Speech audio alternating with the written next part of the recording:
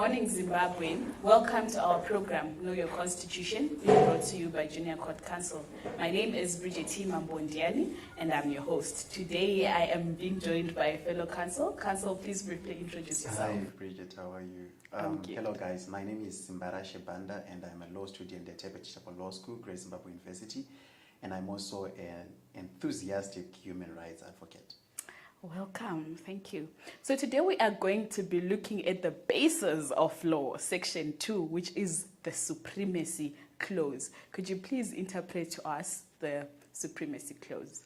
So the Section 2 is the bedrock of the laws in Zimbabwe, which states that no law can be made in Zimbabwe that is not in line with the Constitution. It practically states that all laws that are inconsistent with the Constitution of Zimbabwe are invalid to the extent of its inconsistency, which means if a law is against the Constitution, it cannot be a law, it is illegal. And it also goes on further to say that no one is above the law, everyone can be affected by the Constitution, and everyone is bound by the laws that are found in the Constitution, be it natural persons. By natural persons, we mean you and I, human beings, and juristic persons, we mean organizations like parastatals and private companies.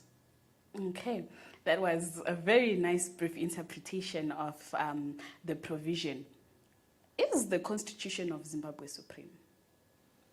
Yes, the Constitution of Zimbabwe is supreme. If we look at right now, laws are being aligned. There were laws that were not in line with the current 2013 Constitution, that were in line with the former Constitution that we used, and now the Parliament of Zimbabwe and the Constitutional Court is in a bid, or they have a goal or an aim to align certain laws with the Constitution of Zimbabwe. We look at the recent Constitutional Court ruling on the age of the majority age, which is 18, where you get to where they basically aligned the laws to have sexual consent and marriage to 18, which was previously 16, and that went against the Constitution, because the Constitution said you cannot be in a marriage if you're not 18 years old, but other laws said you could be sexually active at 16. But now the lawmaking bodies are now actually aligning those laws to the Constitution. But I mean, considering when the 2013 Constitution was actually put in place, when it was actually amended, and up to this year, we still have inconsistencies. We still have certain statutory instruments, some being currently implemented, and others that were there long existing, that are not aligned to the Constitution. Why is it like that? Is it perhaps a political matter, or it still maintains a legislative issue to the extent that we have inconsistent statutory instruments? I think it's both a political issue and also an issue where it has to do with constitutionalism being a process. You can't just wake up and say we are scrapping all the laws. We have laws governing every other aspect of life in Zimbabwe, be it marriage, be it mining, be it animal law, be it universities, be it high schools and all that. So you can't just wake up and say we are doing this. Constitutionalism is a process, and I believe the government is in line right now to align all those laws and work on them. And then also on the issue of political side, I believe that MPs have, or the parliament have laws that they prioritize over others. They have maybe laws that affect the economy, finance and all that they prioritize first, and now they are also looking at other laws which they might align. So politically, on the political side, I think it's an issue of them prioritizing what their parties promised when they got into office. Okay, but a very interesting example would be, for example, the youth bill. Yes. Right? It's still a bill, and it has been for a very, very long time, regardless of the fact that we have Section 20 in the Constitution, which is there to actually be the guideline to what is supposed to be there. Why is it that we have, the parliament being reluctant, the legislature being reluctant on aligning certain laws to the Constitution? Well, to use the example of the youth bill, I believe it's because there are not a lot of young people in the bill. And also parliamentarians represent their parties at the end of the day, and they have party manifestos and party promises and party guidelines that they have to follow. So, for example, maybe a certain party might be focused on the economy, and they have to align the laws that benefit them the most to that, and then maybe focus on the issue of youth. But if we had a lot of youth in Parliament, I believe we would have passed the youth bill by now. Okay, that's a solution you've highlighted there to say, the legislature has to be balanced so that to ensure that everyone's interest is being served. Now, moving on, the provision also speaks to the effect that no one is immune to the law. It speaks to the effect of the rule of law, to say that the law as it is in the Constitution ought to apply to everyone. Do you think that's a lived reality, that the law applies to everyone in Zimbabwe? Well, I believe it's a 75-25% issue. There are certain aspects where the law is being applied, and then there are certain loopholes where the law is being taken advantage of. We have certain things that people do that they claim is legal, but really goes against the Constitution. So I believe this issue of the law, of the rule of law being applied 100% is not ideal. It's 75-25. I'm going to look at the 25% part. I believe that is the part whereby the rule of law is not applying to everyone. But why do you think that in a democratic country like Zimbabwe, we have such a scenario whereby a rule of law does not exist? Well, I believe those are just loopholes in the law. People, when you look at those who are using the 25% aspect that I've just mentioned, they have ways, or they have certain sections or certain rules and norms that they claim is benefits them, or they can use to do that. We look at the issue of chiefs, right? Constitutionally, they cannot distribute land, but go Kumanisha out there, you get chiefs distributing land, and they are saying it's their right, but it's not in the Constitution, but they're saying this, it's their right because they are custodians of the heritage and culture and whatnot. Okay. Now that you've mentioned that, some people are given certain powers by certain other laws, which already is illegal because we are saying that every law should be consistent with the Constitution. It also brings me to another very topical issue that people usually discuss about, which is the issue of, the presidential immunity powers. Would you shed a bit more light on that, in line with Section 2, which is the supremacy of the Constitution? Well, so the presidential immunity states that a president cannot be tried, a sitting president, that is, cannot be tried for whatever crime or certain types of crimes. But I believe that now that goes against Section 2, because Section 2 states no person, natural jurisdiction is above the law. So it means the president has to be affected or has to be bound by the laws of the land. But then again, I believe that the president has immunity based on the fact that we are saying for someone to be a president, they must not have a criminal record.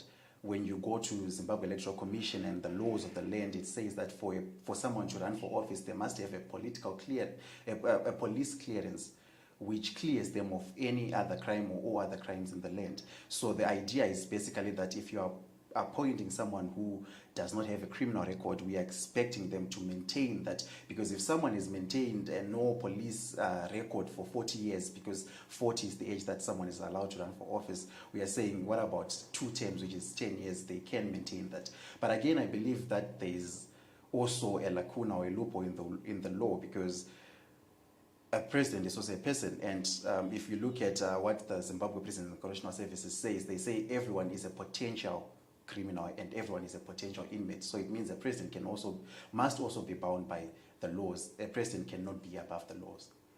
Okay, interesting there. It's one of those very topical issues that people normally just discuss and leave it there as it is, because, at the end of the day, we could say it's an inconsistency within the Constitution, because it's my understanding that the immunity clause is also there in the same Constitution, the same Constitution that is supposed to be the supreme law. But anyway, those are gray areas that people can look further into. Moving on, you mentioned to the issue that, it's not only the people who are, bound by the supremacy of the Constitution, but also certain entities. Could you perhaps legally shed more light on that?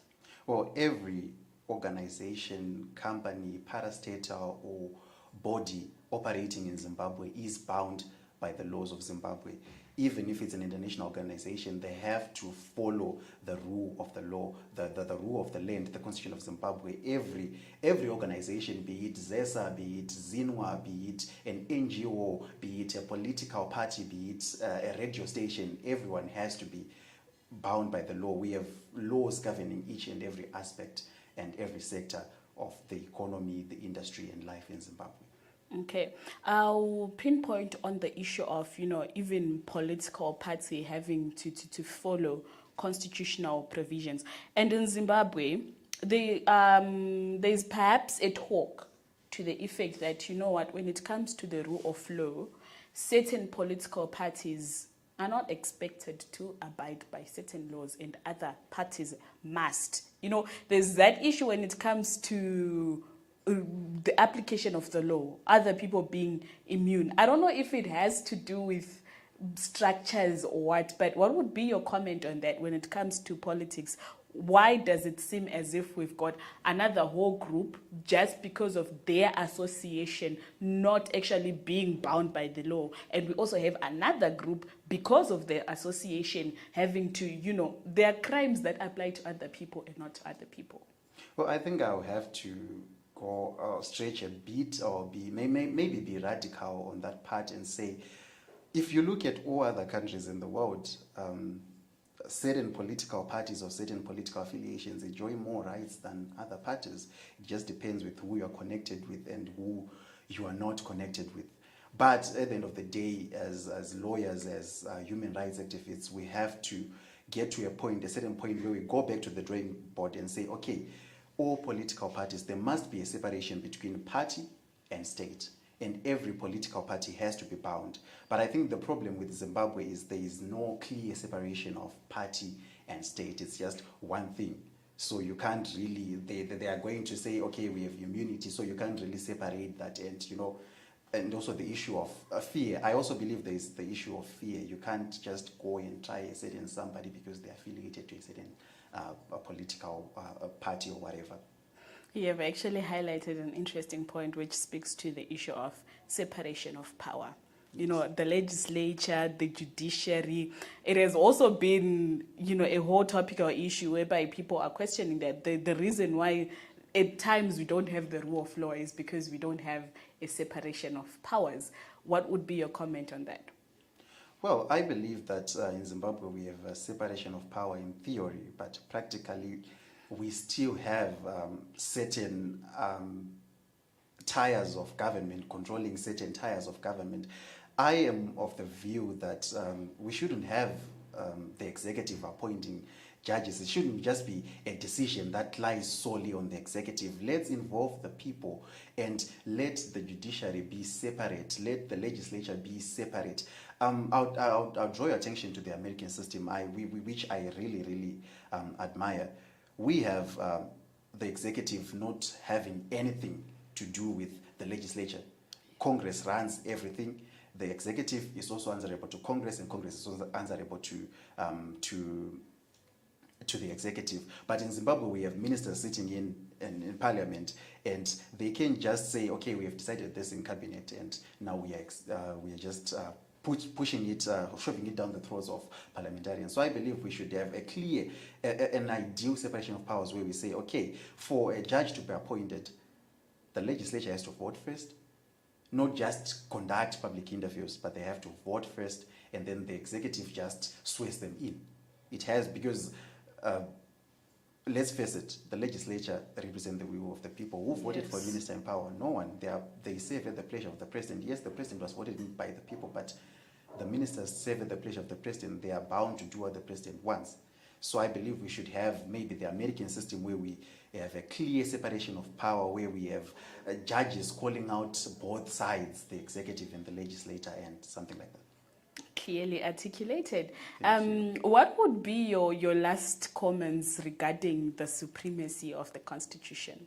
Well, I believe that we should bring back the committee which drafted the Constitution and take them back to the drawing table and ask them to help us to align the laws with what they had in mind when they came up with this constitution. We have professors who are part of this thing, we have lawyers, we have captains of industries. Let's bring them back to the drawing table and have them align our laws to to what the constitution says, the various statutes, so that no law or no court can dismiss a law saying that it is inconsistent to the extent of its invalid to the extent of its inconsistency. Okay, there you have it, that there is a need to ensure that there is alignment of the laws, alignment of the various statutes to the constitution, so that we ensure that no one becomes a victim of legislative errors. Thank you.